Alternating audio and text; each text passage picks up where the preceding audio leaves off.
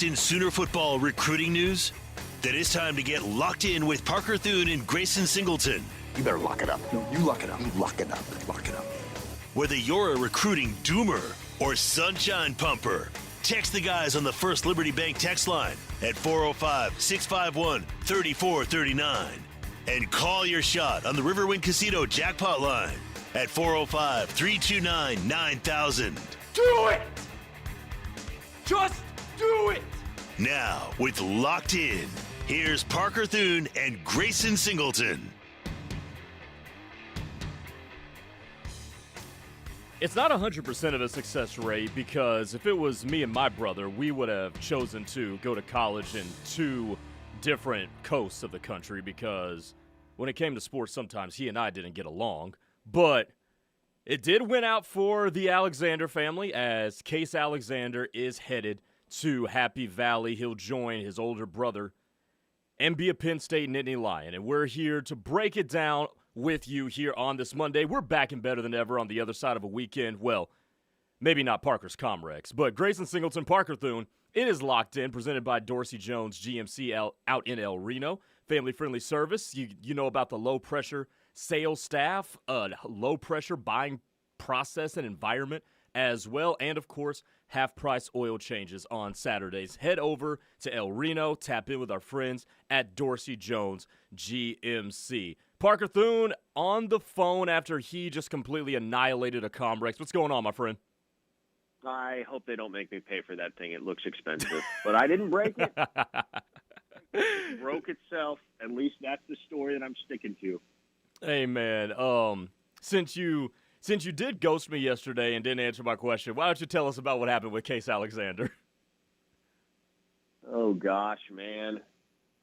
I mean, look, when we were doing this show last week, kind of walking through the decision process for Case Alexander and just kind of the calculus, the factors at play, and the reality that it was going to be OU or Penn State, and it was one of those two, and we'd known for a while that it was going to be one of those two. I think, we said at the time, and it remained the case, was you couldn't really tell. Nobody could ever really tell exactly how this kid was feeling throughout the process. He was pretty open about certain things, pretty open down the stretch about the fact that he really liked OU, really liked Penn State, and it was going to be one of those two for him. But in the final days, man, Oklahoma felt like they really, really closed the gap on his official visit. They felt like they gave themselves a shot, but just never felt too terribly confident. And similarly, talking to folks on the Penn State side, they believed that Oklahoma closed the gap as well and pushed it to just about even. And they still felt optimistic given the connection that they had, obviously with his brother being a Nittany Lion up in Happy Valley right now. But nobody really knew. Nobody on either side of this whole thing really knew or was too terribly confident in where they stood with Case Alexander until the decision came down yesterday. And so we talked about it throughout the week last week. Sometimes you get one of these where the kid plays his cards close to the vest and keeps his hand very carefully guarded, and you just don't really know, and nobody really knows until he's ready to reveal what the decision is. And he revealed the decision yesterday. It went in Penn State's favor.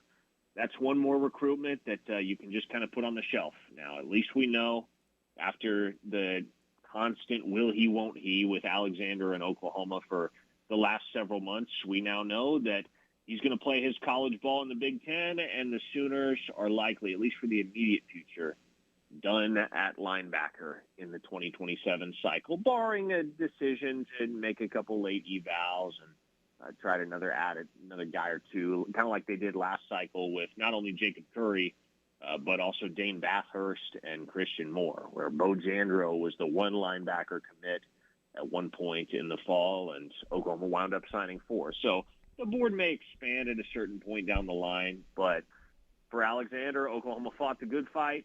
They gave him every reason they could to stay home. Ultimately, it was just unsuccessful. He decided the value of playing with his brother, playing for Matt Campbell, and that staff outweighed the desire of his, and there was definitely a desire to stay somewhat close to home.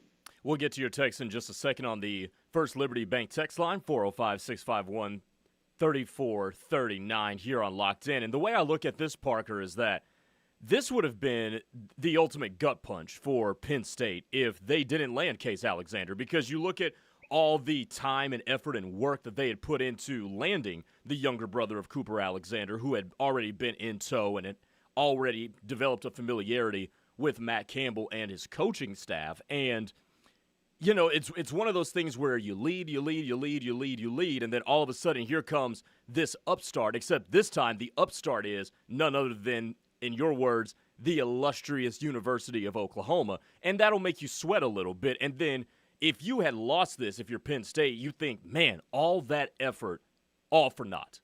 It would have been a demoralizing defeat. And if I look at this from an Oklahoma perspective, sure, you would have wanted to have Case Alexander, no question about it.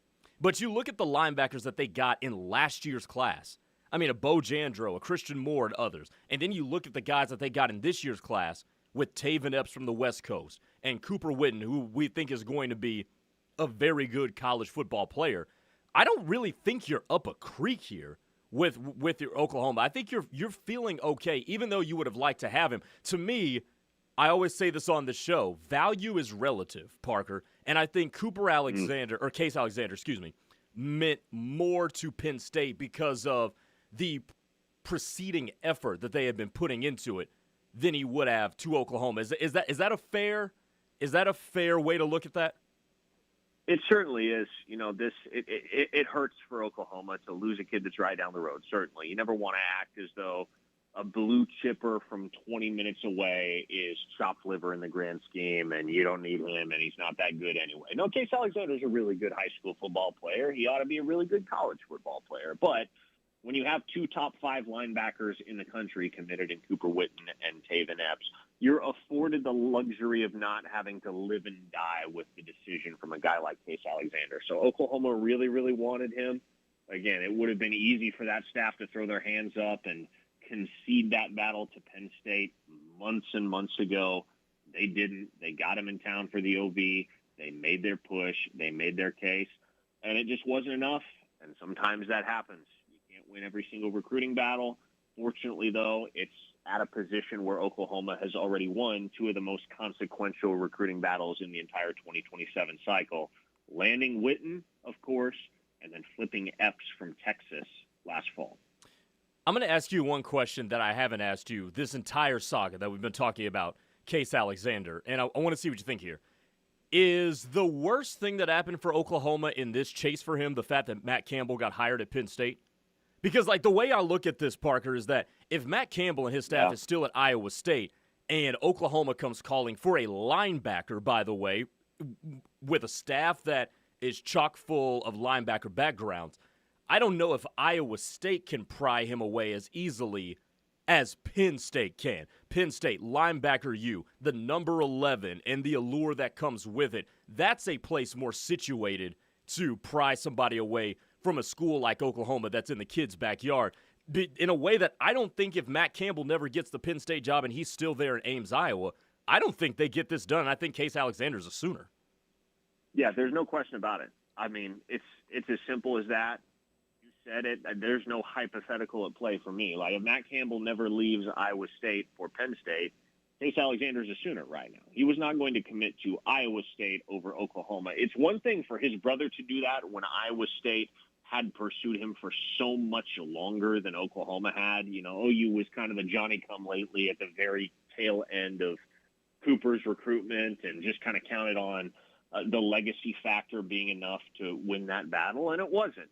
He valued the relationship that the staff at Iowa State had built with him, and he kind of understood, okay, especially as a tight end, I'm going to be able to play early there. I'm going to be able to play a lot there. It makes sense from a business standpoint for a guy like me to be in Ames, Iowa, even if that means sacrificing the opportunity to be a Sooner.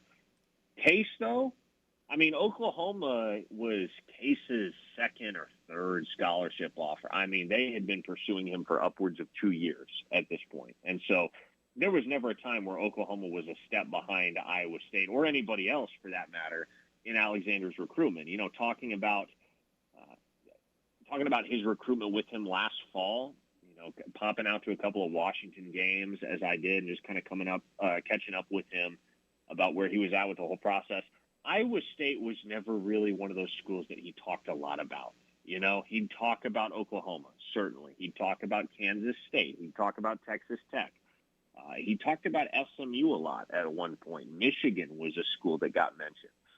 And so if Matt Campbell and that staff are at Iowa State right now, there is no question in my mind whatsoever it's Oklahoma for Case Alexander. But the dynamic and just the overall complexity of the situation certainly changes when Campbell and that staff, who have had a relationship with Alexander for 3+ years at this point, pick up their stakes and move to Happy Valley, where they are far better positioned to be able to compete for national championships than you ever could be in a place like Ames. And that's no knock on Iowa State. It's just kind of a reasonable understanding and a reasonable evaluation of where that program stands in the current landscape of college football. Yeah, and I think some of the people that, especially on our YouTube chat, we've had a lot of, Penn State middle tier comments on the YouTube chat. I think a lot of people are kind of misinformed about where Penn State sits in the hierarchy, because sure, it's easy to get into, and we'll get to the text line here in just a second, it's easy to fall into recency bias. And the last time we saw Penn State, they were, circling the drain, and they fired James Franklin. But during James Franklin's tenure, Penn State won 80% of their games and were in the playoff. And, Case Alexander will have a chance to compete for national championships up there in Happy Valley. Yeah, he will. And, I think that's this is the proving ground for Matt Campbell at that level. He had success at Toledo. He had success at Iowa State. Can you have success the way that Penn State fans are going to demand for you to have success? Because let's be real, man. They ran James Franklin out of town after a 3-game losing streak, 9 months removed from and winning a game in the college football playoff. And so the standard is high. The standard is high. There's no question about that. And there's going to be added pressure that comes to stepping into a role like that. But if you're serious about wanting to climb the mountaintop, achieve the ultimate goal in college football, Penn State is a place that you can do that. And for Alexander, and I think for any blue chip prospect that has offers from schools like Penn State and Oklahoma and some of the other top-tier institutions in the country, it kind of goes without saying that that's what you aspire to, right? You have individual goals, certainly, but anybody who's ever played a team sport knows that if you're genuinely competitive, if you are competitively wired, then it's not just about your own individual success. There are lots of places you can go and flourish as an individual, but anybody who is seriously competitive, anybody who's got that competitive wiring, they want to compete for national championships. They want to play for national championships. They want to be playing meaningful football games in the month of January every year. And Penn State, much like Oklahoma, will afford you the opportunity to do that. You factor in the relationship with all the coaches up there, many of whom came with Campbell from Iowa State. Factor in the presence of Case's brother, with whom he only overlapped for 1 year at the high school level, but could theoretically overlap for 2 years at the college level because Cooper redshirted his first year at Iowa State. It's a good situation for Case up there in Happy Valley. And he's somebody that was a lot of fun to deal with throughout the process. And he kind of got cagey and quiet towards the end. That's only natural. I'm perfectly willing to give guys some grace in that regard because they're dealing with not having to make the hardest decision of their lives. And so he's a really great kid, really outstanding athlete, and somebody that I will wish all the best as he goes up to Penn State, regardless of the feelings that some may have that they no doubt are expressing right now on the First Liberty Bank text line about him or the Alexander family as a whole. Well, there was one that I'm not going to read that came in right off the jump that had some choice words about the Alexander family that I will not read, from Recruiting Broomer, I believe is who it was. Southside Sooner, 405-651-3439 on the First Liberty Bank text line. Southside Sooner says, Grayson, could you please let your guest know that we expect better audio in the future if he plans to visit us again? Thank you, sir.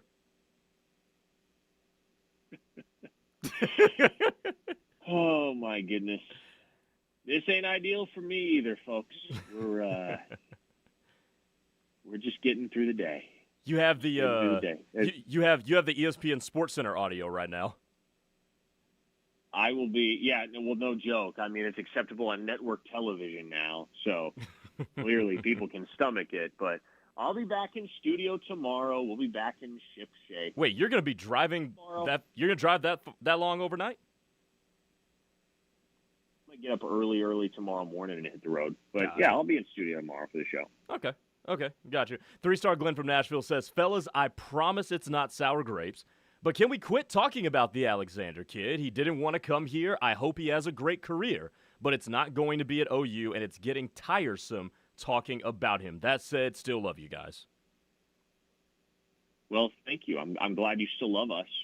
This was a kid that Oklahoma was very prominently involved with throughout the process. They just hosted him for an official visit a little over a week ago, I should say. So, yeah, we're going to talk about him. Will we probably – are we going to talk about him again after today? Probably not at length, but this was the big news of the weekend in the OU recruiting realm, is the conclusion of the battle for Case Alexander's services, and Oklahoma wound up getting the short end of the stick. Such is life.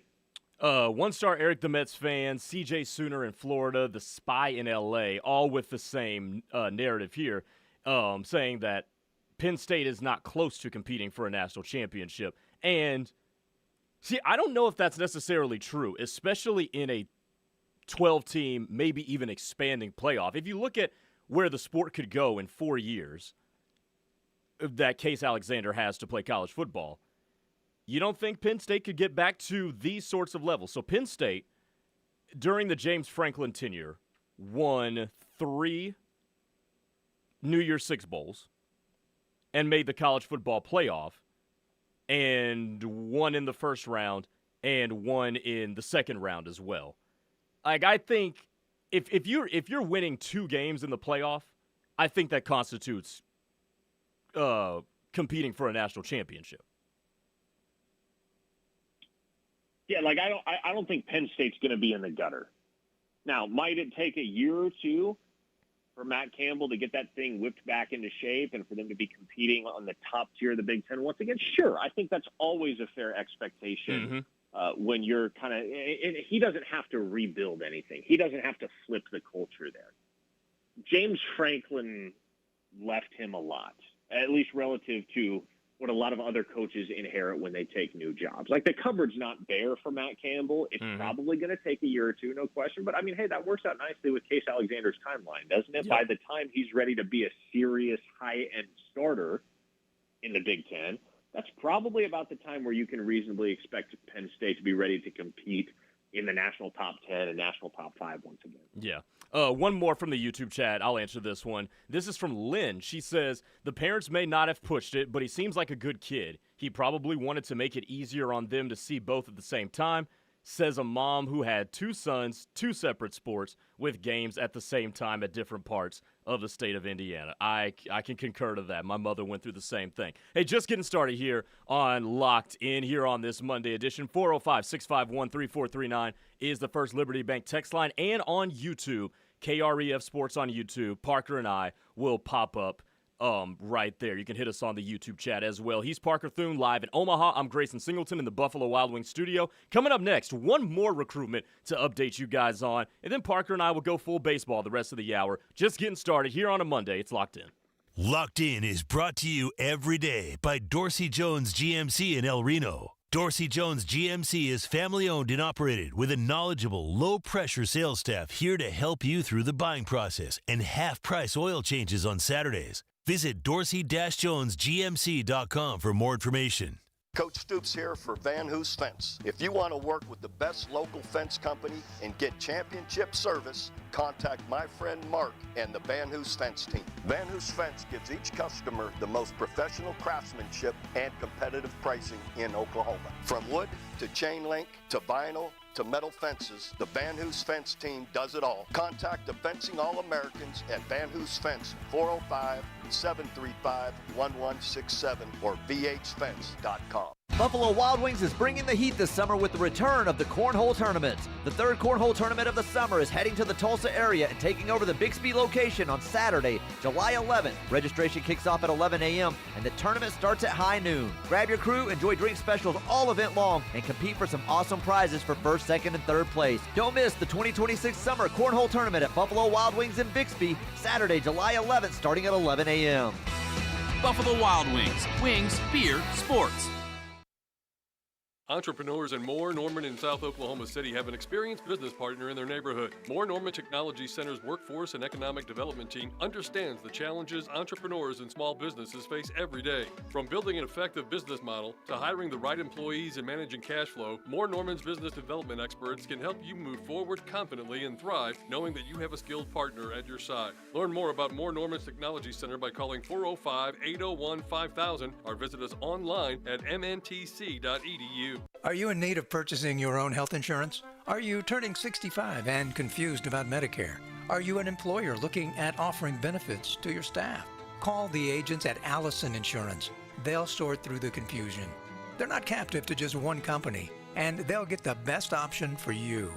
Don't get frustrated. Call Allison Insurance at 800-580-5587 or 745-2968. Allison Insurance.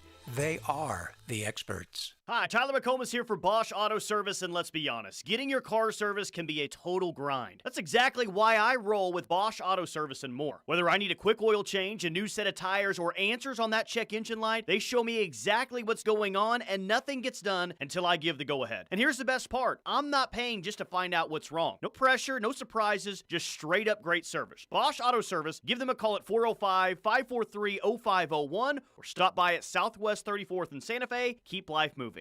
Focus emphasizes the environment of the Hive House and the impact of the donation. For young adults with disabilities, high school graduation can feel like a sudden drop-off into isolation. But at Sun Hive Collective in Norman, the journey is just beginning. On our 20-acre Hive House campus, members find a place to grow, from tending gardens to building life skills. Our specialized care costs $85 a day. Your donation to the Pollinate the Hive Fund ensures no one is left behind. Visit sunhivecollective.com/donate and help us keep the hive humming. Celebrate America's 250th anniversary with one of the city's longest-running traditions, the 51st Annual Westwood Golf Invitational, July 3rd through the 5th. This 54-hole stroke play tournament features first-place prizes in every flight, including a trophy and $500 in pro shop credit. New this year, a senior flight on Friday and Saturday. Presented by Oklahoma Tickets and open to amateurs and professionals, registration starts at $210 and includes green fees, drink tickets, lunch, and a commemorative hat. Register by July 1st at westwoodinvitational.com. Hey Max, you look sharp in that purple tie. Ready to harness the world as a guide dog? You bet, Daisy. And your purple service dog vest really pops against your shiny fur. First day on the job for both of us. We've got this, right? You bet. Dogs Inc. trained us well. Ready to make a difference for our humans? Born ready. Discover how extraordinary guide and service dogs change lives at no cost to the recipients. Visit dogsinc.org.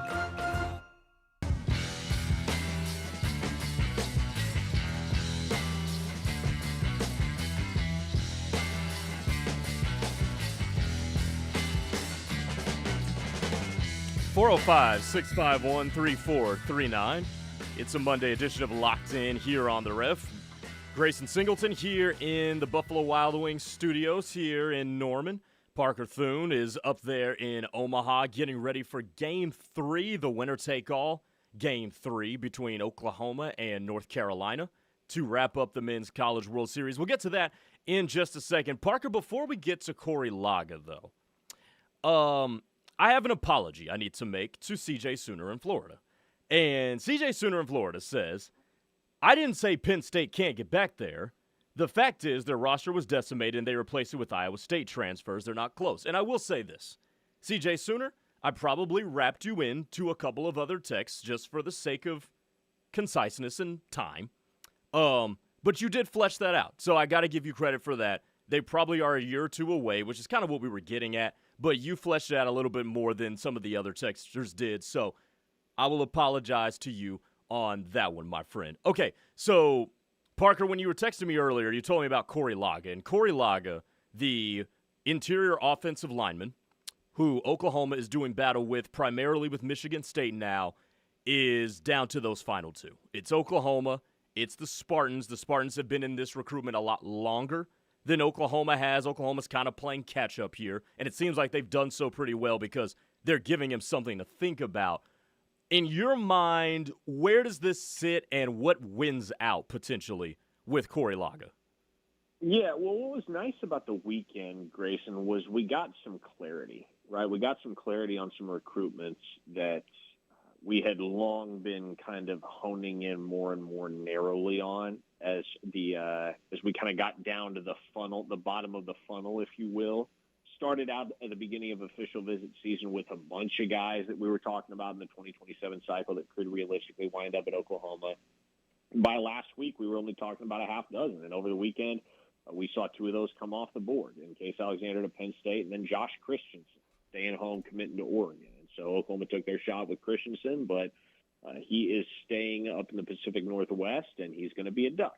So at this point, I mean, Laga is one of the very few recruitments that, I guess, in which we are still awaiting a verdict imminently here. And so the latest on that situation is that in many ways it is the new Case Alexander, because no one really can get a clearly defined sense of where this thing's going to fall. It's Oklahoma or it's Michigan State. Those are the two. It's down to those two for Laga, the Sooners or the Spartans. However, in recent days, the trickle of information from his side of things has certainly dried up, withered away, and so not exactly sure at this point if he's favoring one or the other.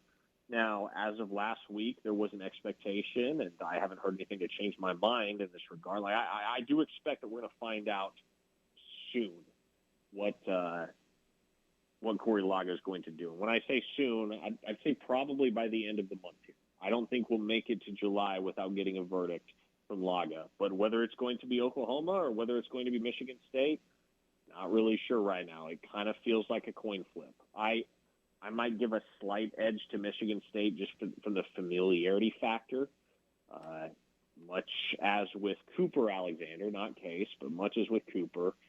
The reason Oklahoma is going toe-to-toe with a school like Michigan State that you'd probably expect them to win a recruiting battle against with all other factors equal is the reality that Michigan State's been recruiting Laga for a lot longer than Oklahoma has. And they've developed that relationship. They've got him up to campus on several occasions. And so that's where we're at. It's Michigan State leaning on relationships, the new car smell with Pat Fitzgerald up there, and it's Oklahoma trying to hammer home the message to Laga that, hey, if you want to go play in the NFL one day, which we think you're capable of doing, there's no better place to get developed to that end than in Norman with Bill Beatonbow. And so it's hurry up and wait between those two schools. Yeah, and it's interesting with those because this isn't the Michigan State of Mel Tucker. And we know how the whole Mel Tucker tenure ended in Michigan State. It went up in flames. And now that you've got a guy like Pat Fitzgerald in there, who is a good recruiter, who is a winner, that program seems to be on the up and up, it kind of makes sense why you're doing a toe-to-toe tussle with Michigan State. When you look at, they have been recruiting him longer, but they've got a better coach in there right now. So to me, that makes a lot of sense. It'll be fun to watch that one go down to the wire. A couple other recruitments that we still are waiting for and kind of have us holding our breath, and Brady from Kansas on the text line goes there. Bodie Sparrow, Uhila Wolfgram, both took official visits to BYU over the weekend. Utah kids, Bodie Sparrow's been in Oklahoma lean for a long time. Uhila Wolfgram, a little bit of optimism that he could come to Oklahoma. BYU still lurks around. What are you thinking there coming out of those OVs? Yeah, I'll be honest, haven't had the chance to touch base with Wolfgram or Sparrow directly yet after their BYU OV. Is going to work on that. Hopefully once we get clear of the College World Series later tonight. But there's definitely a sense that BYU could make things interesting, really interesting with Wolfgram. And with Sparrow, I don't know, maybe I should be more worried than I am, but I feel like Oklahoma's going to be able to hold the decisive edge there. all the way till the end of this process, however long it takes now for Sparrow to lock in that final decision now that he's done with OVs. But make no mistake, like, the Cougars are in a position to at least threaten to steal each of these guys away from Oklahoma. But, you look at the Rivals RPM, there are numerous expert predictions in that favor Oklahoma for both Sparrow and Wolfgram. And this should be the type of deal where Oklahoma can go 2 for 2. And if that's the case, they go 3 for 3 with their targets in the state of Utah, because they've already had Crew Jones committed for quite a while. So, and he ain't going anywhere. He is not. Now, if either one of these goes sideways for Oklahoma, and it's going to sting quite a bit more than losing Case Alexander to Penn State, because like we were talking about last segment, you look at that linebacker room, even sans Alexander, you've got Cooper Witten and Taven Epps. Now, on the edge, you have Samuel Nelson, you have Crew Jones. That's a good class. Mm-hmm. That's a good class. It's not a great class. Wolfgram makes it a great class.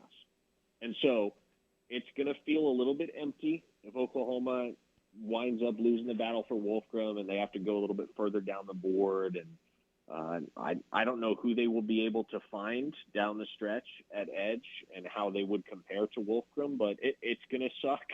It's going to sting if he were to choose a school besides Oklahoma, and then it would just be, it might be the most devastating recruiting news of the entire cycle if Sparrow slipped away with, as long as Oklahoma has led in that process and the very obvious need that Oklahoma has for a second safety in this 2027 group. Because as of right now, it's just Jalen Scott. That's the only safety commit for OU. Sparrow is a top 50 guy in the entire country, and there's been so much invested into this pursuit, this process with Sparrow from the Oklahoma end of things, that I feel as though that would be, the sharpest dagger to the heart of the entire cycle to date if Oklahoma somehow wound up missing out on Sparrow. But again, I think they still hold the inside track with both those guys for now.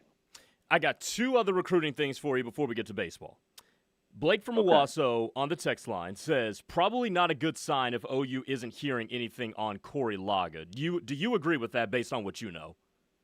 No, nobody's hearing anything from him. Like, he's communicated with both staffs in the last week or so, letting them know that this is kind of what it is, OU and Michigan State, and that he's just kind of got to make the decision now. It's not like he's talking to Michigan State while the line is dead and he won't pick up the phone for Oklahoma. It's not that. It's just he's kind of in final decision mode, if you will, and he's hashing this thing out in a foxhole with his family, and we'll all know sooner or later, probably sooner, where he's going to wind up, whether that is Oklahoma or Michigan State. We should know before long, but until then, there's not going to be a lot that regarding where Laga is leaning or where he's likely going to end up. Yeah. Last thing I had for you recruiting-wise. So Izzy Hammonds committed to Oklahoma State over the weekend. Is there a chance now that Case Alexander's off the board to Penn State that Oklahoma re-engages or even engages for a first time with Izzy Hammonds, depending on what they've done so far? Is there a chance that they give Izzy Hammonds a real look here, or is that one just case closed, not going to happen? Yeah, I wouldn't rule it out. If you're going to look for a third linebacker, I think that's the most obvious, splashy candidate that you could pursue, and maybe Oklahoma's a bit more inclined to peruse the ranks of the 3 stars. But there are several really, really good linebackers within state lines in this 2027 class that Oklahoma could look to. Like, I don't think you're flipping Kane Brackney from Indiana.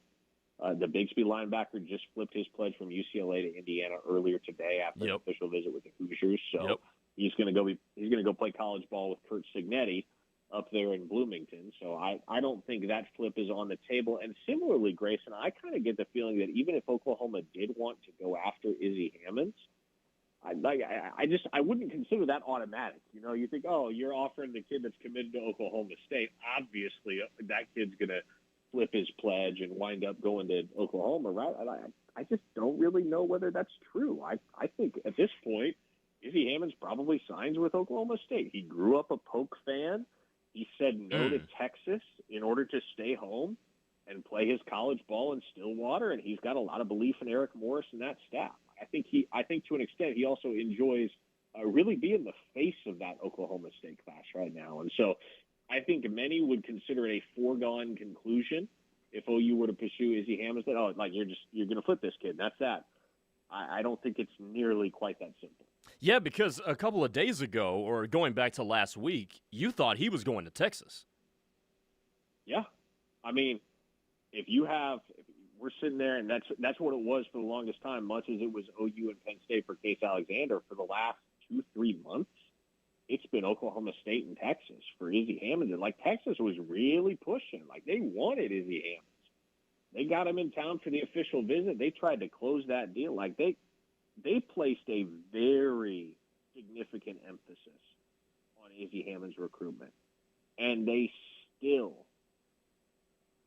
by Oklahoma State. The Pokes were able to get that one done. It's the biggest recruiting win of the Eric Morris era to date in Stillwater, and it's just a phenomenal job by that staff to close the deal with Hammonds when the Longhorns were seriously threatening to come into the Sooner State and steal a national top 200 prospect away. Yeah.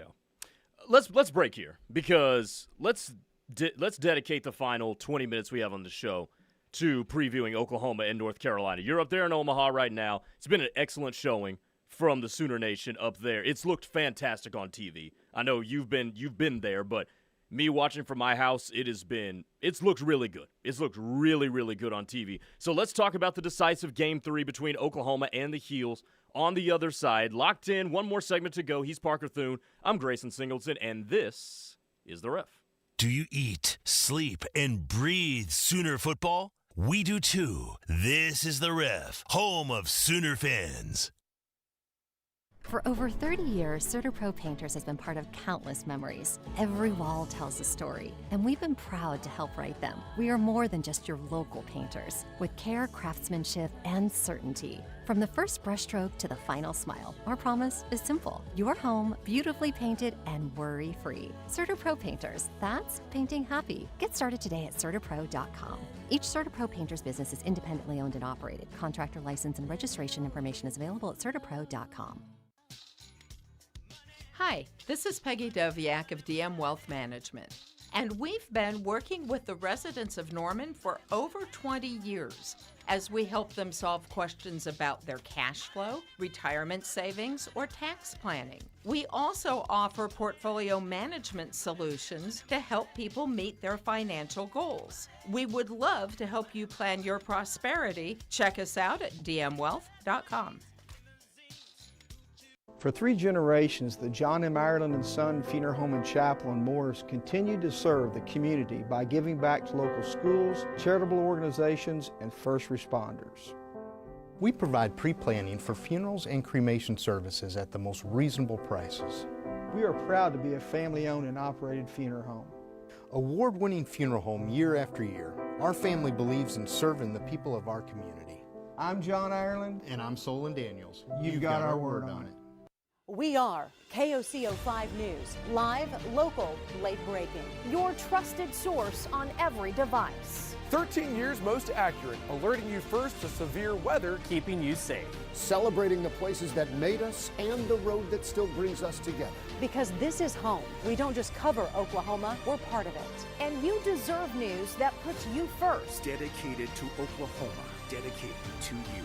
KOCO5, live, local, late-breaking. Thanks to your support, the nonprofits VetTix and FirstTix have given away tens of millions of tickets and counting to those currently serving and veterans, the immediate families of troops killed in action, and our brave current and former first responders. These tickets are a meaningful way to say thank you to America's heroes, and now we want you to be part of the mission. Got extra tickets to concerts, games, or special events, or want to see if you qualify? We want you to go to vettix.org and firsttix.org today. Give something to those who gave.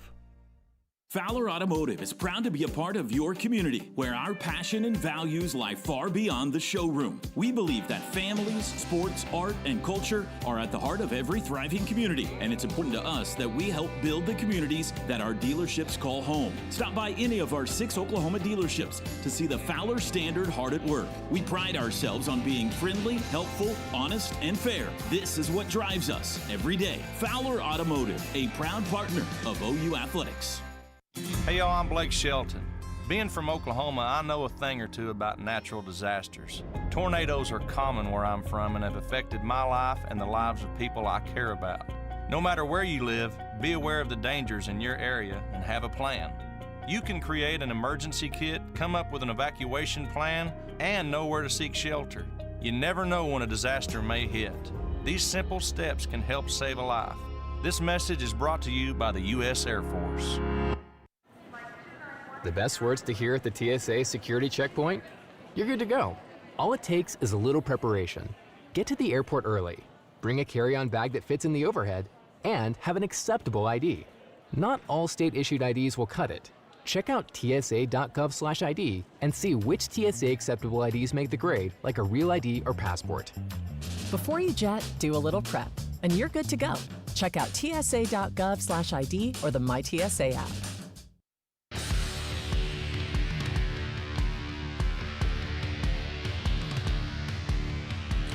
We know what the pitching matchup is going to be tonight.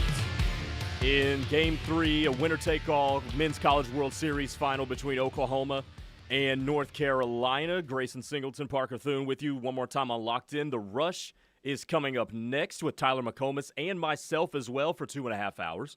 We will kick it over to Toby Rowland in the OU pregame show at 5:30, so stay locked in with us. It'll be Tyler and me for the remainder of our time on these airwaves today. But, Parker, it's going to be Jackson Rose who goes tonight for North Carolina, and the Tar Heels put this out, 2.15 ERA, a 1.05 whip, 5-0 on the season is Jackson Rose. I think it's likely that you see Caden Glauber at some point tonight. He threw 65 pitches in 5 innings yesterday. I think you'll see him again at some point, especially if the game gets to a high-leverage moment where Carolina is protecting a 1 or 2 run lead. But we have the matchup set, Nick Waslowski, Jackson Rose. And how are you feeling about this game tonight? How about it, man? Freshman on freshman. For the title. Freshman on freshman for a national title. I know, man. This is the good stuff, man. And by the way, before we get to what happens tonight, or what will happen tonight, what needs to happen tonight from the Oklahoma side, one thing I want to acknowledge, that I want to make sure we acknowledge, is the performance of Cord Rager on Saturday. Because much as I wish this will not be the case, I hope this will not be the case and wish it wouldn't, it probably will be the case that Rager's Game 1 performance will be somewhat forgotten, even if Oklahoma goes on to win this series, because should the Sooners win Game 3 tonight, there will be Game 3 heroes, and the Game 3 heroes are the ones that we will be talking about the most for years to come. But what Cord Rager did on Saturday in Game 1 was and I don't know what other word to use here, Grayson. That was one of the ballsiest performances on that stage that I have seen in a long, long time from anybody. And that kid is a true freshman. To give up hits to the first 4 batters he faced, and to have the mental resolve and resilience at that age, at his level of experience, to turn things around, buckle down, not get down on himself, not let things spiral out of control, and to just figure it out, dial it in, and give Oklahoma 5 solid innings of work from there on out, and not to allow another run after that first frame. Man, if Oklahoma wins a title tonight, Cord Rager should never have to pay for a drink in Norman, America ever again.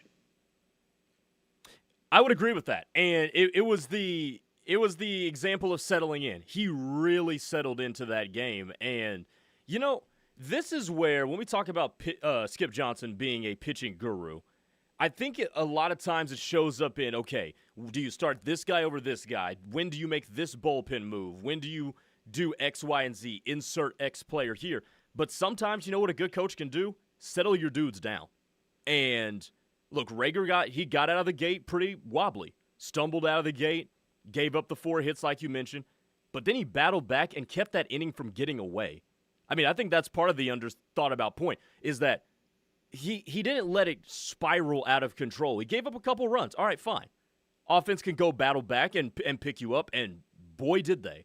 And then he was able to be concrete the rest of the way. So I agree with you in that, yeah, we better not let that become, you know, something that just gets washed away in the chronology in the chronicles of this Men's College World Series. But tonight, and I brought this up earlier this morning, Parker, one of the good things I think Oklahoma did yesterday was strand base runners.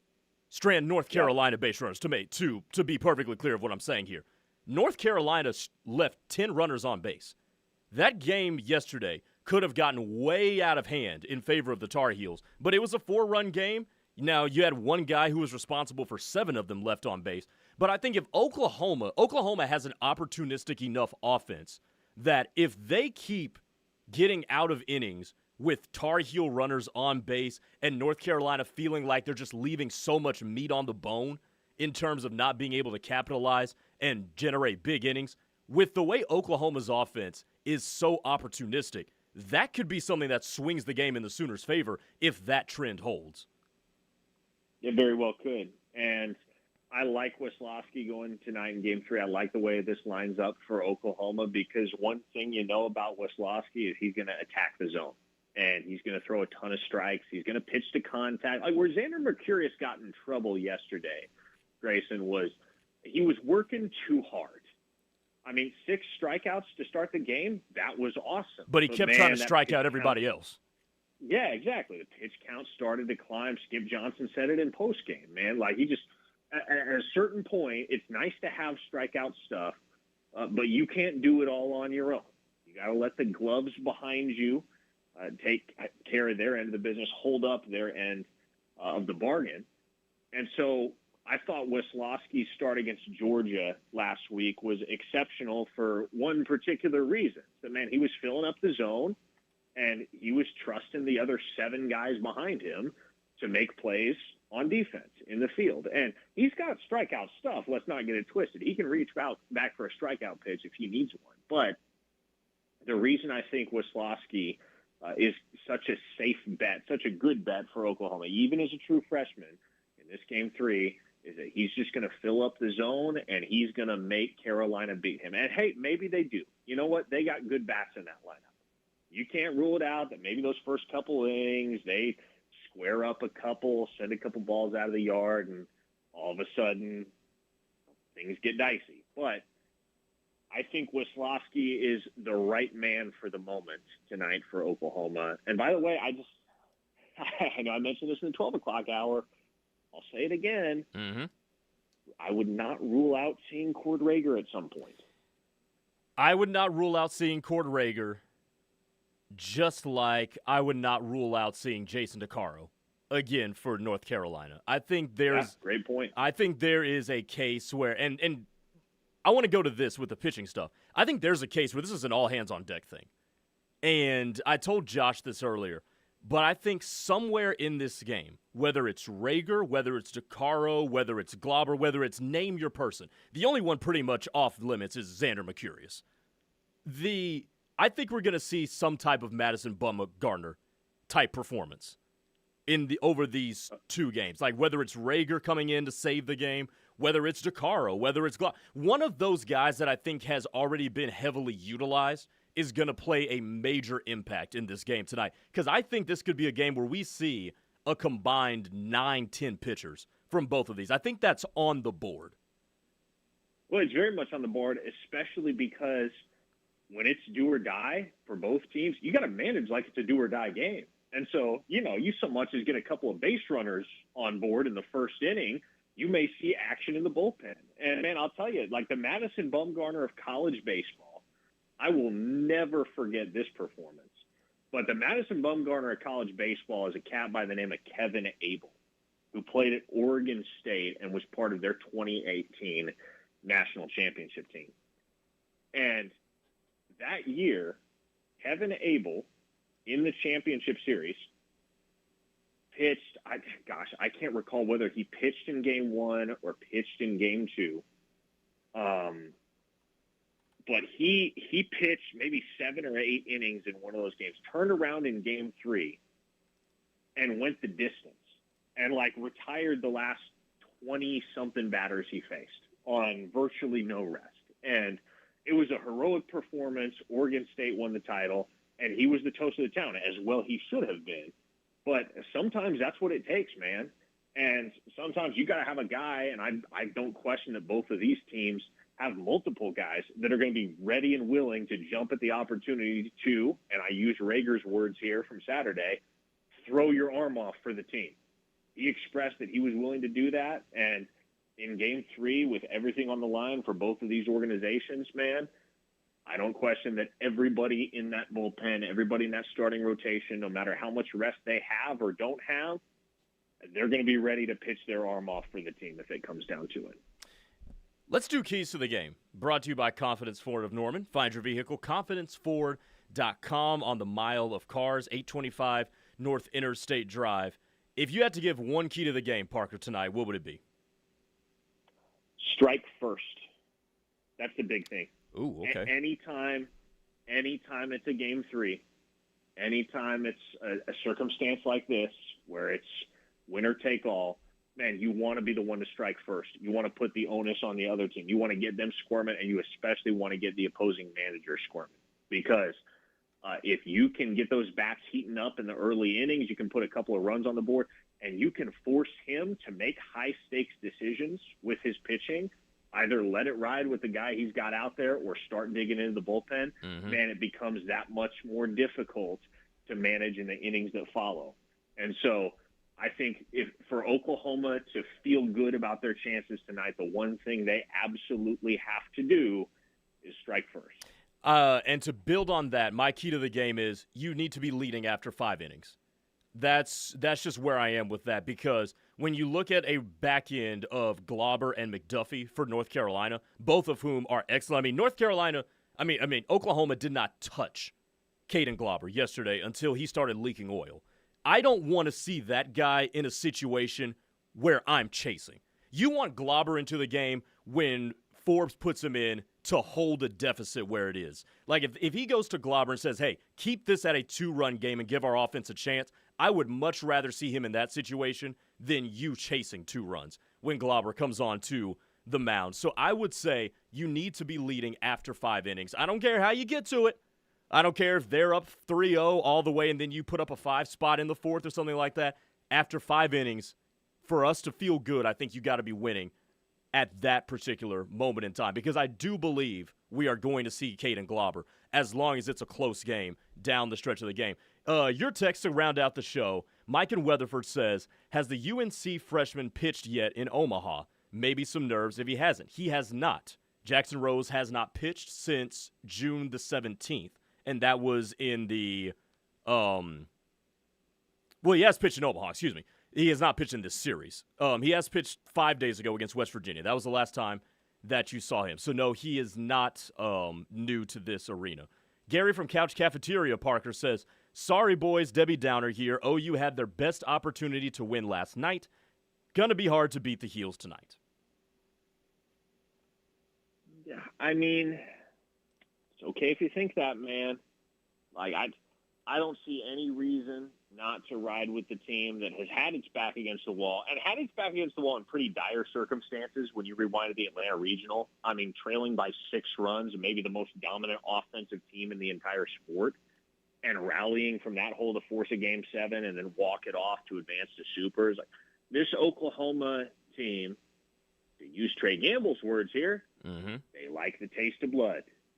And so that's why, even if they don't strike first tonight, man, even though I really think they need to, even if they don't strike first tonight, don't count these boys out until the fat lady sings. Gabe on the YouTube chat says, the walks that hit by pitch were the biggest problems, make them earn it. And that's where I'm at with that too. And that was my approach going into one of the Georgia games too, Parker, is that, look, man, you make them earn it. If they beat you, you go shake their hand, and they beat you. But you can't give a team like this that has won over 50 games extra opportunities and free opportunities to beat you. And that also goes to the field, too. Make your plays, make sure you're buttoned up in the field, and make sure that you're not giving anybody that's a team like this extra opportunities. Make them earn every single thing that you get, and then you can live with the result after that. Yeah, man. I mean, and that's why I'm so confident sending a guy like Wisłowski out there that's going to attack the zone, throw strikes, and take the fight to North Carolina. If they rise to the challenge, they knock the ball around the park, they take game 3 by force, okay. You can live with that. You can live with that. What you can't live with is giving them too many freebies and letting this one slip away. I don't think the Sooners will do that tonight, but heck, in about 3 hours, we'll all find out together. Yeah, we will. First pitch just over 3 hours from now. Will Oklahoma be coming back from Omaha as national champions? We'll find out by the end of tonight. And Tyler and I on The Rush will get you ready for it for the next 2.5 hours here on these airways. For Parker Thune, I'm Grayson Singleton. This is Locked In. The Rush is coming up next on The Ref. Stay tuned.